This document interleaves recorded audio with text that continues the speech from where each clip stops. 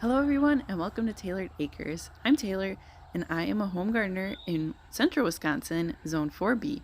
In today's video, we are going to be doing a tour of my lily collection. So first here, we have this beautiful dwarf white Asiatic lily, and these make great cut flowers. Next we have Stella Doro, and this one really puts on a show early. And it fizzles out pretty quick, but they are beautiful. This next one I picked up at Urban's greenhouse near Rudolph, and it was absolutely beautiful. It's got those golden outer petals, and that is the punch yellow. There are more blooms now on it.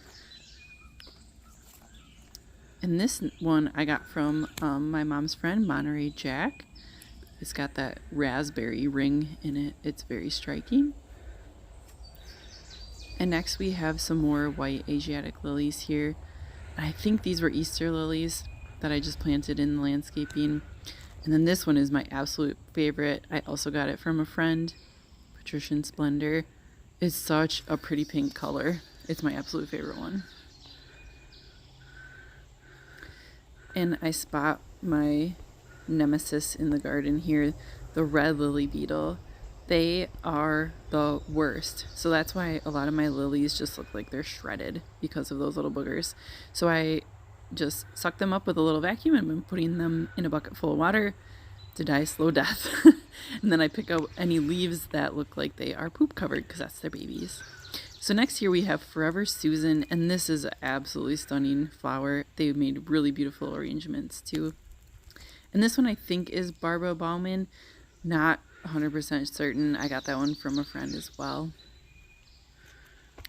And this one back here has a nice raspberry ring too. It is different than the other one. I think this one is in wood. Those curly edges just really get me. And then this I think is just a dwarf pink Asiatic lily. I'm not sure on the variety of it. They're very small though. I am taking my best guess at most of these lilies, so they may not quite be right. And if you know that they're not right, let me know please, because I'm going to try to track them a little bit better. So this one is Purple Dream, and it is beautiful. I would like some more of this one as well to put in cut flower bouquets. And this one is Little Wine Cup. It's so tiny with the little blooms. So this tour covers from the beginning of July to the end of July because the lilies are blooming at different times. So this one I believe is Eyeliner. It is really striking in person. This lighting is really good to show off that red outline on it as well. And I think maybe I bought those as Easter lilies at one point too. It seems like maybe not all Easter lilies are Easter lilies. I'm not sure. And if you don't know, you can just plant your Easter lilies out in your landscaping once the ground warms up. So this one is Rosella Dream. I got this bulb from Menards. I didn't expect much, but it is gorgeous, and I use those in cut flowers as well. This beautiful Asiatic lily is one that like breaks the camera. It doesn't really capture the true color. It's very tropical, very beautiful. As you may have noticed, I have my collection planted in rainbow order. So the whites start on this left side and then we go down to the darker maroons. And it's really pleasing to me. I don't like too much chaos in my garden. So having all this color but in a more organized way is very pleasing to me. I do also have daisies interplanted in here, which I'm not sure if I love it yet or not. They may go in the future, but I want to also move my iris collection into here so that we have spring color, and then the lilies will take over in midsummer, and then interplanting dahlias, which you can see some of them in here, for late color. So that one is Strawberry Candy. I believe that one is really pretty too. And these white ones just bloom for such a long time. And here's another one of my favorites. Oh, so beautiful.